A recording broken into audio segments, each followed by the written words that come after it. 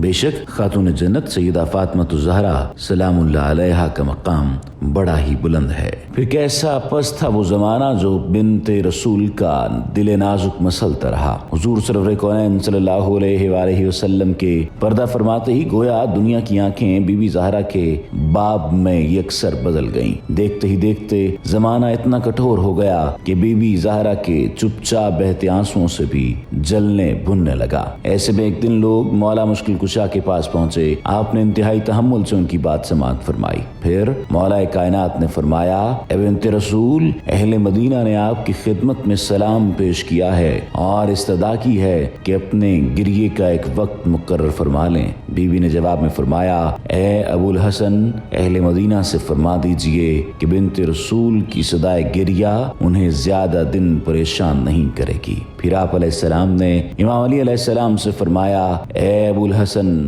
جنت البقیع میں مجھے ایک حجرہ بنوا دیں جہاں میں اپنے بچوں کے سنگ جا کر گریہ کر لیا کروں۔ مولا کائنات علیہ السلام نے اپنے دست مبارک سے بی بی زہرا کے لیے جنت البقیع میں ایک حجرہ بنا دیا۔ جنت البقیع میں حضرت فاطمہ الزہرا کا حجرہ بیت الحزن کے اسم گرامی سے مشہور ہوا۔ مومنوں، ظالموں نے بیت الحزن تو پہلے ہی ڈھا دیا تھا۔ 20ویں صدی میں تو پھر اس زمین سے وہ جنت ہی مٹا دی گئی کہ جنت البقیع کے پاک نام سے جو مشہور تھی اور جہاں سیدہ زہرا آرام فرما تھی۔ ہاں، اس مقام پر امت جتنا بھی ماتم منا لے کم ہے۔ جس خاتون جنت کی آمد پر آقا کائنات صلی اللہ علیہ وآلہ وسلم اٹھ کر استقبال فرمایا کرتے تھے، اسی بنت رسول صلی اللہ علیہ وآلہ وسلم کو خاک پر گرایا اور بے دردی سے گھسیٹا گیا، ان کو مارا پیٹا گیا، ان کو بے شک یہ امت جتنا بھی ماتم مناتی رہے وہ کم ہی رہے گا کہ غم بہت ہی بڑا ہے۔ اور غمگین بی بی زہرا نے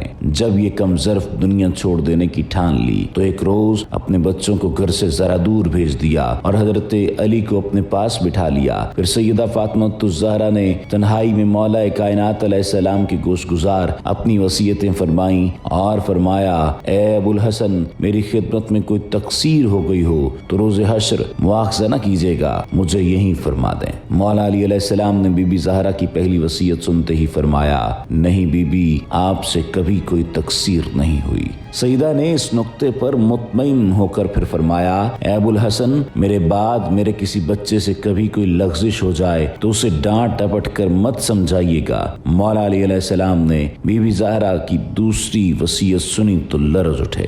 پھر آپ علیہ السلام نے فرمایا، بی بی، آپ کے بچے صاحبان تقدیر اور ماورائے تقصیر ہیں۔ حضرت فاطمہ الزہرا نے پھر فرمایا، میرا جنازہ رات کی تاریکی میں اٹھایا جائے اور میرے دشمنوں کو میرے جنازے میں مت آنے دیجیے گا۔ مومنین کرام، خاتون جنت کی تیسری وصیت ہی یہ سمجھانے کے لیے کافی ہے کہ زمین زادوں کی جانب سے ان کے ساتھ کس قدر ظالمانہ اور وہیمانہ سلوک روا رکھا گیا، وہ ظلم و ستم کہ جس کا انت ہو ہی نہیں رہا۔ بی بی بطول کی لحد مبارکہ تک امت کی نگاہوں سے پوشیدہ کر دی گئی، خواہ اس کے لیے پوری جنت البقیع ہی کو مٹانا پڑا۔ دنیا اس حد سے بھی گزر گئی اور عذر بنایا کہ لوگوں کو شرک و بدعت سے دور رکھنا مقصود ہے، مگر افسوس، لا انتہا افسوس۔